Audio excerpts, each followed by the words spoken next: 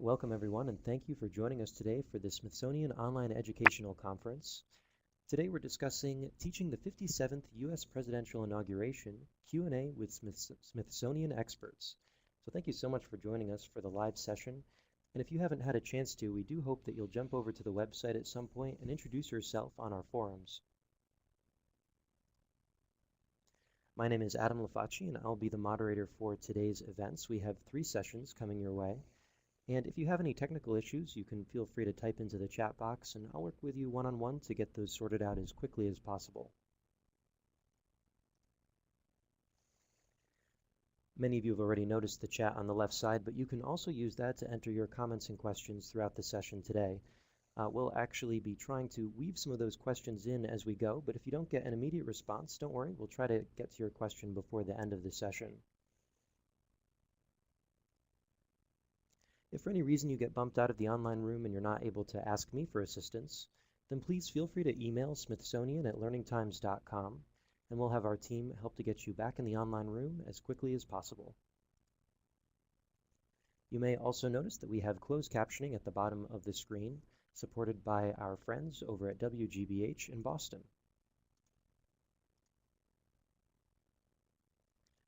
And even after the sessions end, the discussion does not have to end. We encourage you to go over to the discussion forums on the website and add your final thoughts and your questions there as well. And also, we have Smithsonian quests that we would love for you to get involved with. You'll see some information on the website about those too. But many of the sessions today have different quests associated with them, and we have quests from past events as well. And it's a great way to engage in new experiences connected to the material and also receive digital rewards. The conversation today also goes on in the Twitterverse, so we welcome you to tweet at #Inaug2013.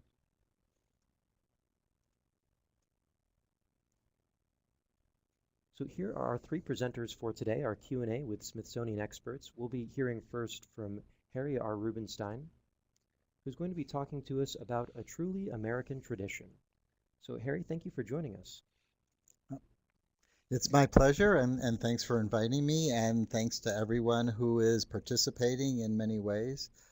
If you have questions along the way, please don't hesitate to ask them as I'm speaking, and we'll try to get to as many as possible. We're now just days away from the 57th inauguration of President Obama, and it seems like a great time to look at inaugurations and what they mean. I think they're just a wonderful event. They're full of mixed messages and contradictions.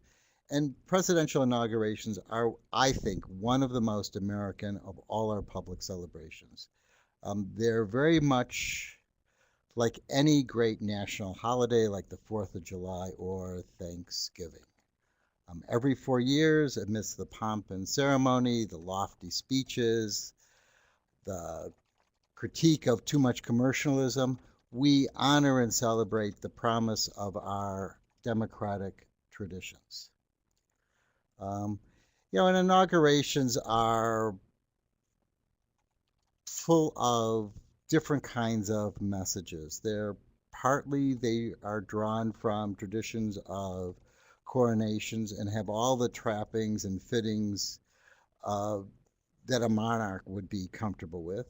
There's also this really down-to-earth aspect to them.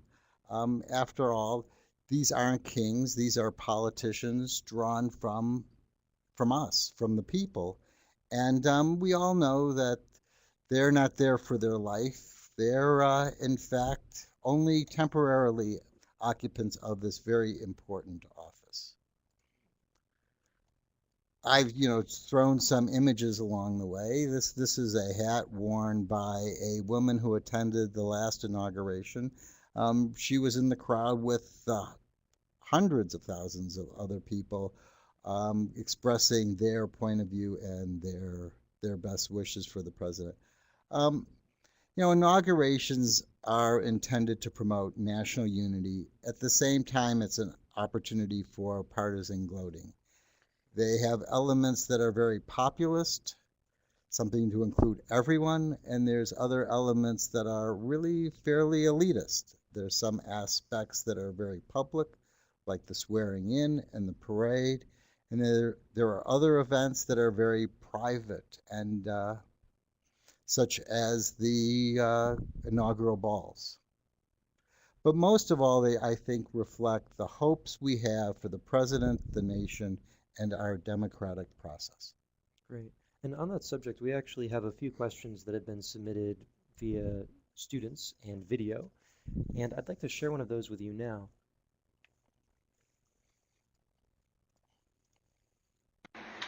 Hi, my name is Michelle Cabrera. I'm a fourth grader in Family Life Academy Charter School. My question is related to the American tradition of swearing in the next president. Why does President Obama have to repeat what the Supreme Court justice said? And why does he have to put his hand on the Bible? Well, Michelle, that's a great question, and something that I've thought about for quite a while. And so thank you very much. The origins of presidential inaugurations can be traced to the Constitutional Convention in Philadelphia in 1787. And there's a picture representing that event. The delegates who constructed our branches of government inserted the requirement that every president must take an oath of office promising to support not only the country, but also the form of government that they just created. And so before entering the office of president or becoming a president, they have to take the following oath. It's just a very simple 35-word oath that states, I do solemnly swear that I will faithfully execute the office of President of the United States, and I will, to the best of my ability, preserve, protect, and defend the Constitution of the United States. In part, it's a promise not only to serve as president, but it's also a promise, in a sense, to leave. The Constitution is very clear. It's set up so that the person who becomes president doesn't naturally become a monarch or a dictator or assume powers beyond the Constitution. And something that, truly has amazed the world over the many, centuries is that, in fact, every 4 years we go through the same basic ritual. Somebody leaves office at the end of their term and takes the oath again, or a new president takes the oath and becomes president. This transfer of executive power is one of our greatest political achievements of the nation. This all sort of begins with George Washington.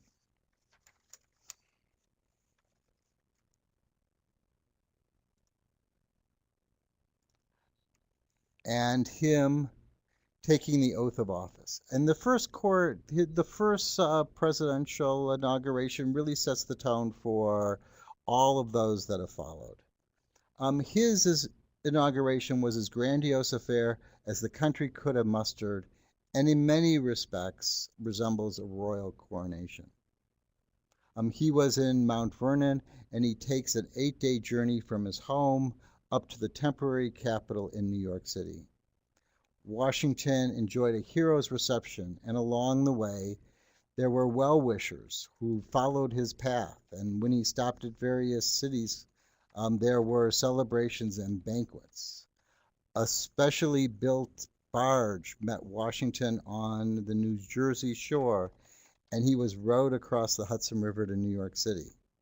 On the morning of April 30th, 1789, Washington climbs into a yellow coach drawn by 4 white horses and was escorted by 2 military companies to Federal Hall, which is the image that you see there. And on the balcony, he raises his right hand, and on a red-covered Bible, he recites the oath required by the Constitution. Washington then kisses the Bible, bells across the city ring in celebration, and that evening throughout the city of New York, there are celebrations and fireworks. One of the other things that emerges from this first inauguration is inaugural souvenirs. And what you have before you is a little brass button.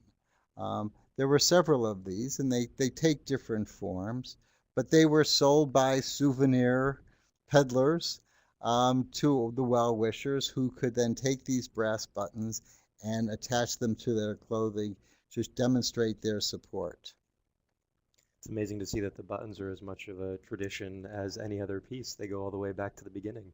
Yes, and that's, sort of part of the American experience, is that the people want to have little keepsakes from these historical important events. And, when we look at the long political tradition in America, we look at these buttons from George Washington's inauguration as the beginning of the political button. So here are just a couple of examples. 12 years later, Thomas Jefferson, the third president, felt that the whole inaugural ceremony, especially George Washington's, was too royal in tone for a democratic nation. Therefore, he kept his inauguration as simple as possible. On the morning of March 4th, 1801, Jefferson, accompanied by members of Congress and a few citizens, left his boarding house. He walks up a narrow footpath, now known as Pennsylvania Avenue, up to the Capitol, that was at that time only about half built. In a crowded Senate chamber, Chief Justice John Marshall administers the oath. Jefferson delivers his inaugural address, speaking so softly that most people could not hear him. And then the new president walks back to his boarding house to host a small dinner party for friends and fellow boarders. What you have before you is a flag that was made, a banner, and it's one of our oldest political banners in the Smithsonian's collection, that was made to celebrate Thomas Jefferson's inauguration. You can only faintly see this probably on your screen, but what the eagle above Jefferson's head reveals is that on one banner it says T. Jefferson, President of the United States, and on the other it says John Adams is no more. It's, a little bit of this partisan poking, and that's part of this process. It's an odd kind of mix that we have with inaugurations. They're clearly this effort about national unity. On the other hand, it's a time for the party that won the election to celebrate and announce that they, in fact, are the new power in Washington. And all of them have had that same sort of feeling. I would probably, it's safe to say that except at times of war, no other elected president has chosen to celebrate his inauguration so quietly as Jefferson. Given the choice between the model of George Washington with all of the splendor and royalty versus the very sort of simple approach of Jefferson, most have leaned towards the Washington model. We have one question that popped in here on this flag, actually. So they put that second ribbon on because they specifically didn't like John Adams, or was it more of a kind of nod, as in he's on his way out, the next one's coming in? Oh, I would say that this was clearly a partisan supporter of Jefferson. And, while it is true that you can interpret this as this is a nod, that Jefferson is and Adams is not, it's also this sort of celebration. And so it has that tone as well.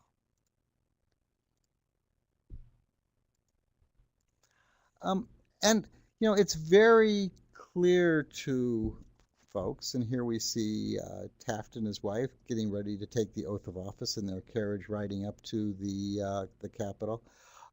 But, as a result, and looking at these two, other presidents realize that this is the first moment, when this is their first inauguration, that they're introducing themselves to the American public. And as a result, every aspect of the inauguration is carefully thought about and planned, up to the smallest detail, because they know that every decision that they make, no matter how small, will be analyzed by the public and the press. Should the party follow traditions, or should they do something new in their inauguration? Should the carriage be fancy or plain? Should the dress be conservative or fashionable? Should should the president ride to the Capitol and the White House in regal splendor? Or as Jimmy Carter did, should they walk back to the White House as a man of the people? And these are all very consciously thought about, and they really set a tone of what they're hoping to project in this first introduction as president, often, to the American public.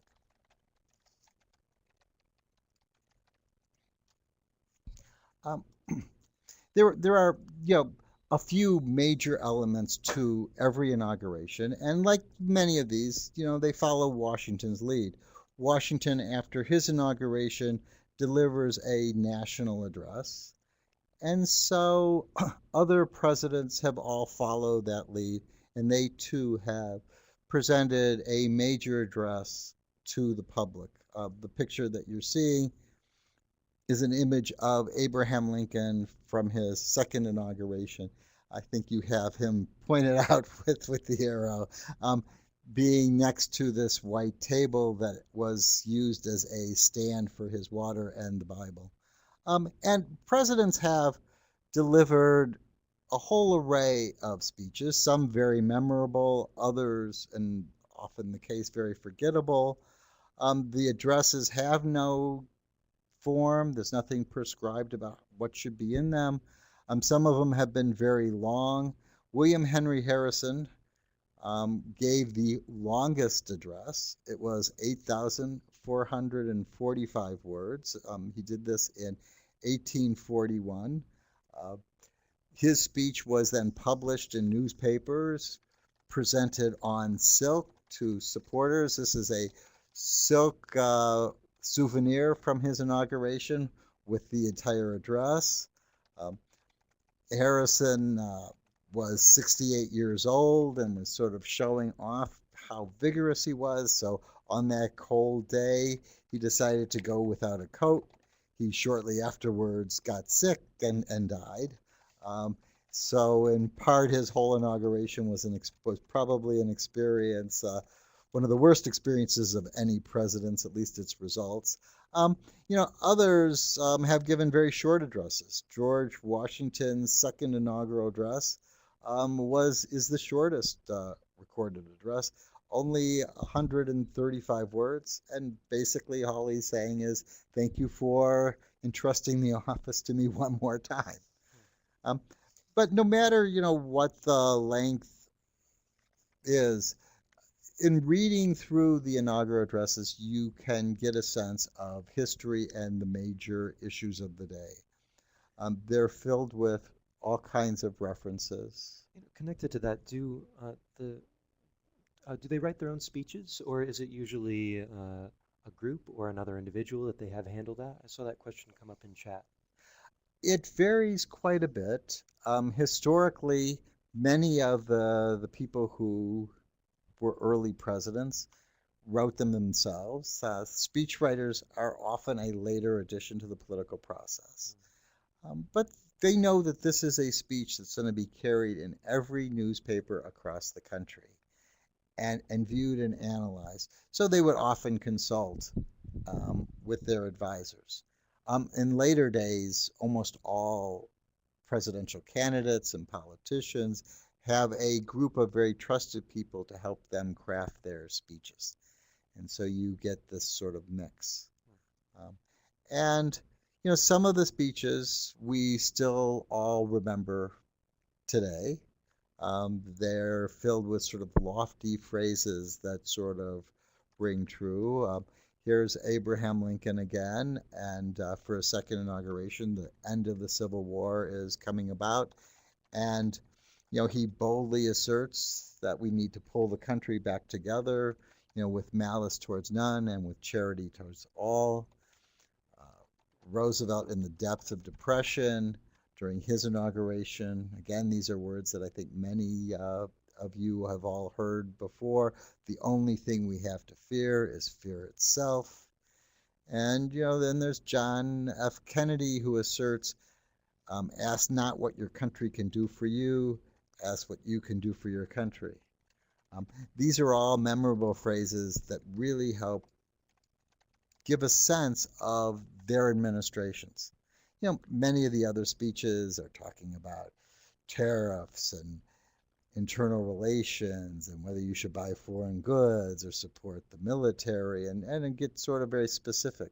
But others have these very lofty sort of visions of the country and its future.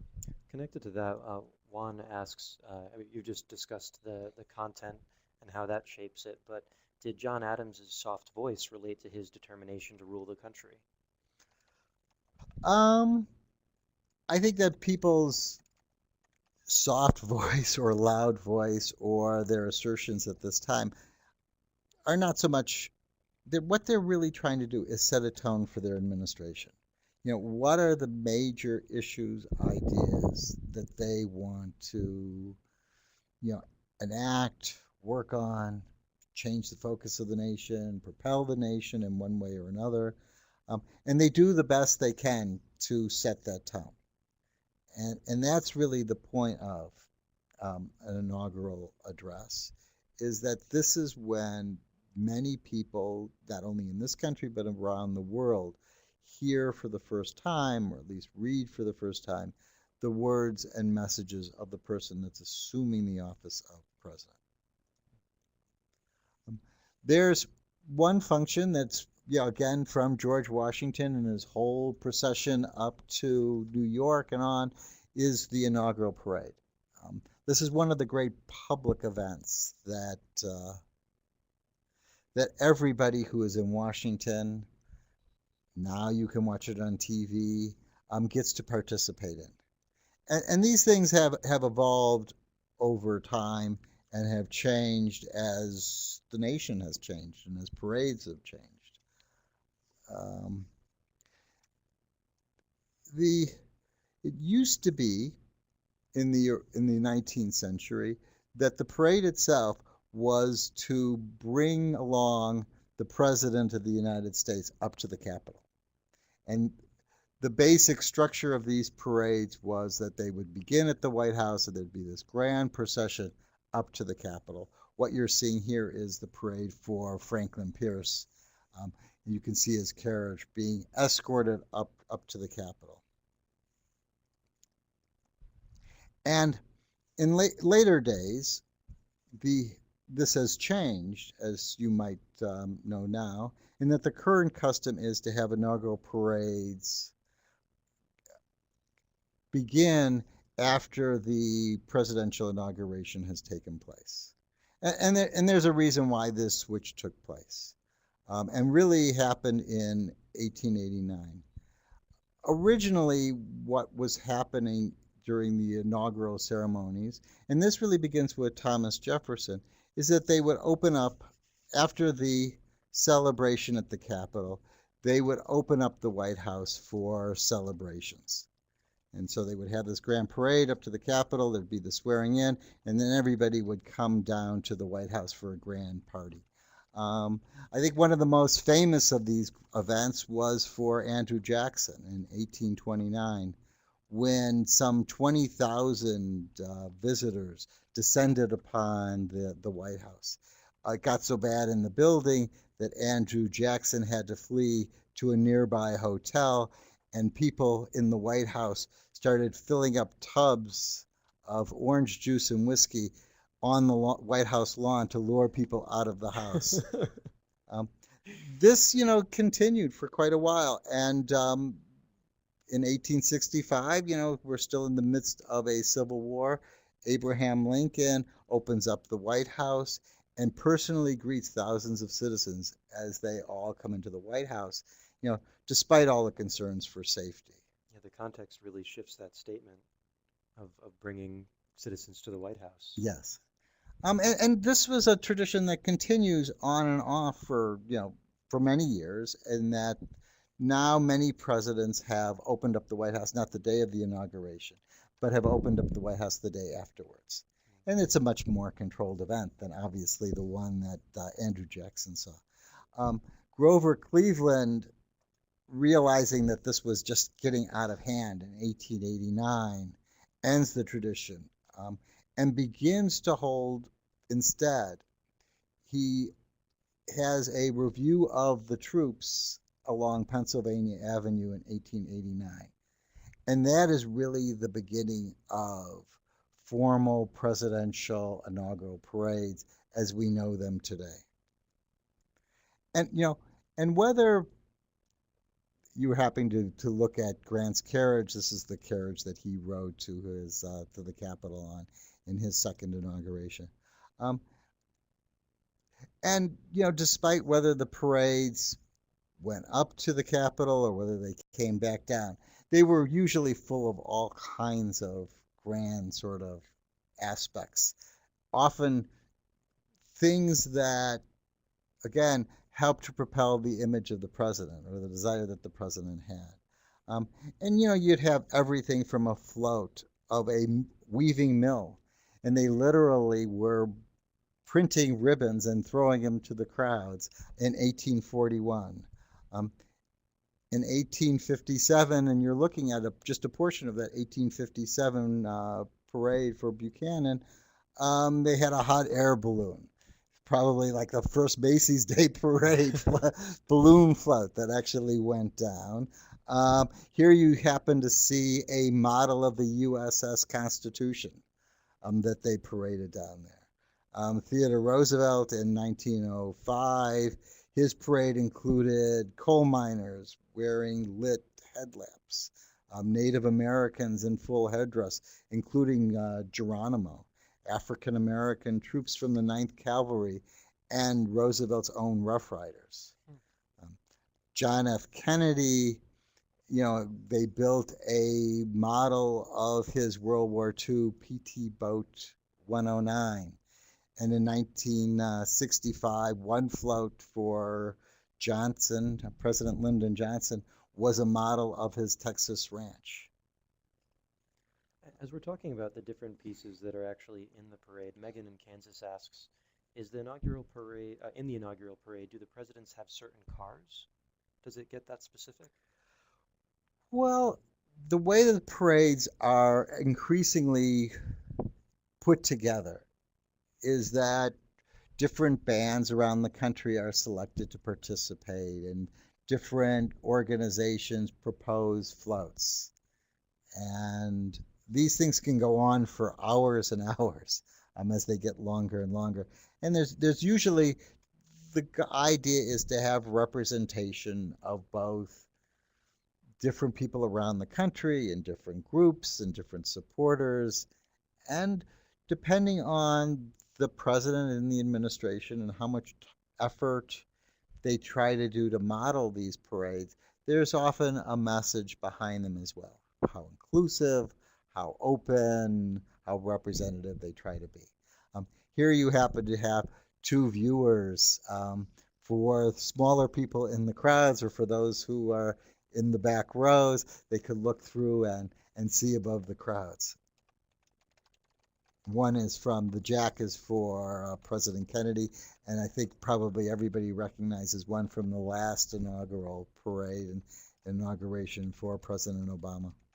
Now, you mentioned that the parade itself can last for a couple of hours, but one of our participants is curious, as we look at these pieces, how long does the overall inauguration last? Does that vary? Well, it all depends on what you can consider to be the beginning and what you consider to be the end. And all of these elements are partly the beginning, and part of it is all of the end.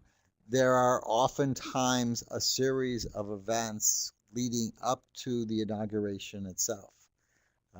And so they can begin days ahead of time, where there's various activities around the city and sometimes around the country gearing up to the inauguration.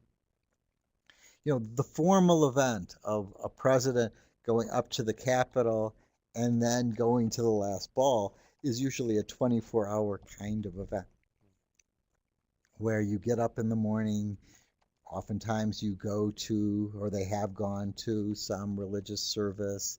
Then they have, or sometimes they just stay home. It just depends on their own inclination. They then go up to the Capitol. They now take the oath of office. There's a series of, usually speeches. It's grown to include poetry at different times, singing at different times, the oath of office of both the vice president and the president.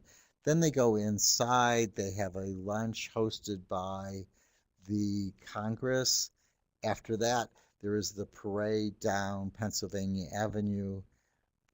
That parade often can go hours and hours. Presidents don't like to say, or presidential committees that organize these don't like to say no to too many people, so the bands and the groups get longer and longer. And then there's a series of evening events. And what we're now going to talk about are actually the evening events, the presidential balls. Interesting. I think you just answered another question that came into chat as well, which is, do the details of the inaugural proceedings fall under the direct responsibility of one member of the president's staff, or is it a team of folks? It sounds like it's a team that handles it. Right, and there's actually two different aspects. There is the formal part of the inauguration that's headed up by a committee that is formed and organized in Congress, because the formal inauguration is a constitutional event and a constitutional requirement, and it's Congress that hosts the inauguration. Then there is this other, the public, even though, I mean, clearly that's public as well, of a presidential inaugural committee that organizes all of these other sort of functions, whether it's the balls themselves, the parade, other kinds of events that they might choose to host. Oftentimes there's a concert the evening before. There's other kinds of things that take place around the city. So there's really two committees that are responsible for this. Great. And again, that kind of thing is not prescribed. So it's grown up through tradition and function. And probably every president will put in their own, new elements, creating their own new traditions. One tradition, again, that you can say begins with George Washington is this idea of a inaugural ball, some form of celebration. And the balls have, while they've been apart since the very beginning, the first real, what was considered an official inaugural ball was hosted by James Madison in 1809. So you can see this has been around for a long time. And since then, the balls have grown in size and numbers.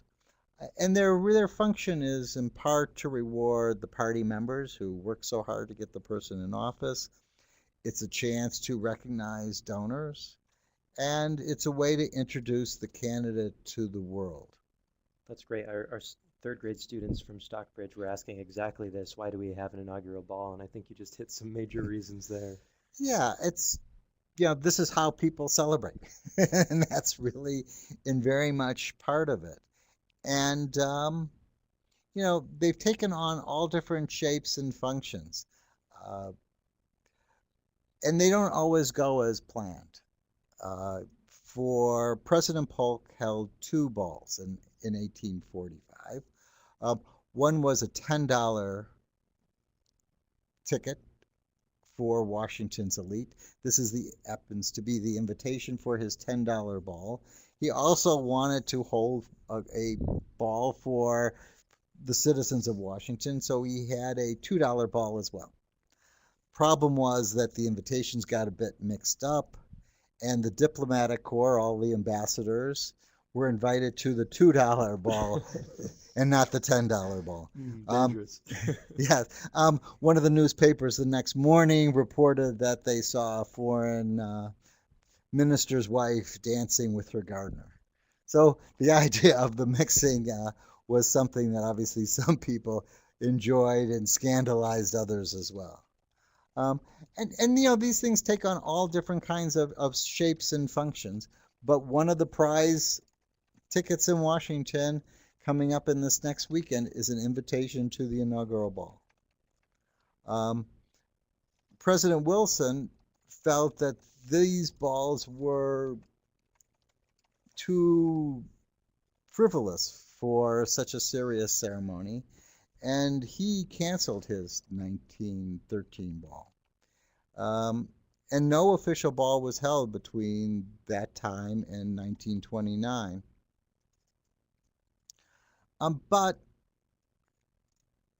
But clearly, the idea of the ball is a form of celebration, of people getting together and celebrating this, is something that came back and is still with us today.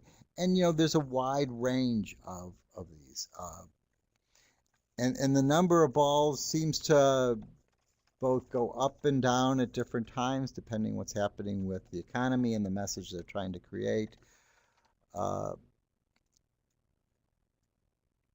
And, I think that, while there were a number of balls, such as, Richard Nixon held 6 balls in 1969. The balls have gone so far as to include, Ronald Reagan had an official ball in Paris for overseas supporters. Bill Clinton probably holds the record with 14 official balls in 1997.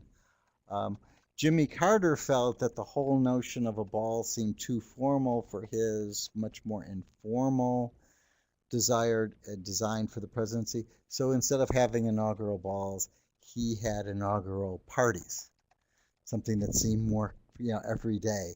And as you can see, here is the official ticket for his. I think you basically touched on this then. Jill from Jacksonville, Florida was wondering, how did they decide who is invited to the inaugural ball? And it sounds like it's up to how they structure it. Yes, and some balls have been very exclusive. Other times there's raffles and open invitations. Some of these are very public and some are very limited in size. Here it happens to be the invitation for one of the presidential balls from the last inauguration. This year, my understanding is there will only be 2 inaugural balls. And I think this is as part of setting that tone of not overdoing things financially in Washington.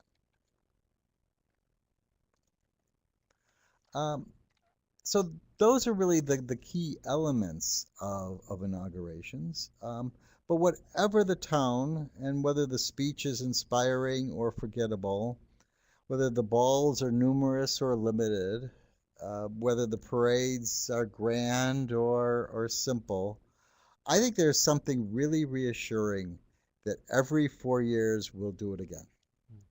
That the democratic process lives on, and that's really what the inauguration is about, is a confirmation, not just that you're introducing a new president, but that we have this ongoing process. And if you're a supporter or a political foe, you can celebrate this grand American tradition.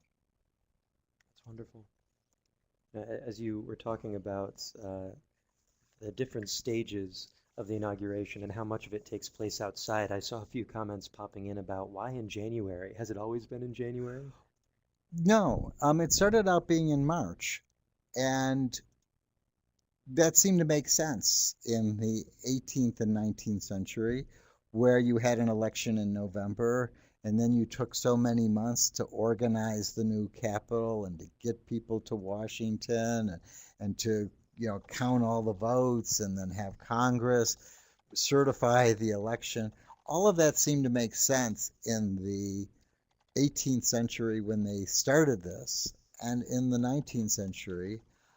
It was changed in the 1930s. It took a constitutional act because they realized that in the 20th century, the gap seemed to go greater and greater. This idea of time between November to March was too great. It was really the financial crisis in the Great Depression and the events that were taking place. To not have an active, newly elected government seemed to take too long. So they revised or put forth a constitutional amendment to change it from March to January. Wow. Didn't work out so well for William Henry Harrison, but it sounds like otherwise it's been okay. Yes, it would have been worse for Harrison. Maybe he would have worn a coat then. A couple other questions that have come in throughout. One of them trying to separate the different types of events that take place. You mentioned that some of them Congress organizes and are connected directly to the Constitution, and others are more parties, traditions. Are there some specific pieces that need to take place before the president can actually serve and act as the president? There is only one requirement that has to take place, which is that you have to swear in that oath of office. That is the only constitutional requirement. And the way that our government is set up is that on a given date, one president ceases to be the president, and that we have this gap between when one term ends and a new term begins. And between that happening, you have to take the oath of office. Everything else is built up on traditions and history or the desire for various changes and modifications. Wow. Another question that came in here from Pino, what is the First Lady's role in the inauguration? Again, it can vary quite a bit. Sometimes they've been very active. Sometimes they've been very non-participants entirely. Some have stayed home during this whole thing. Some have been actively visible.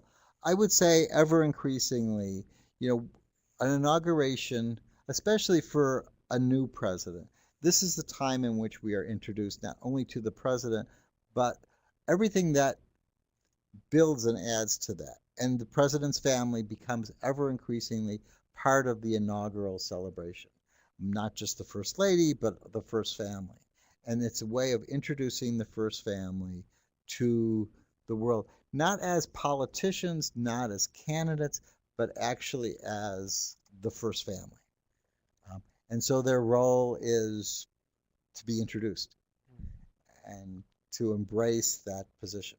Even as you say that, I wonder about that term, first family. Is that a more recent development, or is that always kind of been The term is a more modern term, but the concept, I think, has been there from the very beginning. The role of Martha Washington and George Washington and the idea that there's a family. Some of this comes from our traditions, or looking to the English traditions of monarchy and royalty. It's very different because this is a democratic nation without royalty, but the family itself then takes on this other role. Again, it's a role of representing the nation. I see one question coming in specifically about the oath.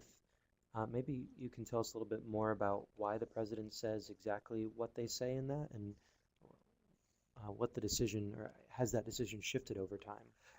It hasn't shifted over time at all.